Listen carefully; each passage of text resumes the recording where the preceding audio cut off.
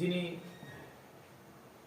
এত ভক্ত ছিল, কিন্তু ভক্তের মধ্যে একজনকে তিনি নিজের কোলে তুলে নিয়ে নৃত্য করছেন। কোন নৃত্য? বলছে হরি নামামৃত্য নৃত্য।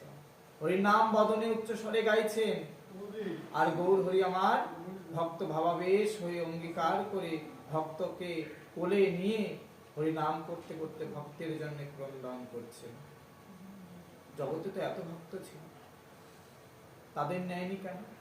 বলছে ভক্ত একমাত্র অন্তরঙ্গে যখন প্রবেশ করে, যখন সেই চিত্তে স্পর্শ হয়, তার মর্ম হয়, তার বেদনা অনুভব হয়, যে ভক্ত তো সেই ভক্ত যিনি ভগবানের আলাপকে, বাক্যকে, রসকে, প্রেমকে আস্বাদন করতে পারে। এবং ভক্ত তিনি যিনি ভগবানের ভাবকে অঙ্গীকার করে থাকেন। জগতে অনেক ভক্ত আছে, কিন্তু মহাপ্রভু আজ একমাত্র ভক্ত হরিদাসকে কেন এরকমটা করলেন?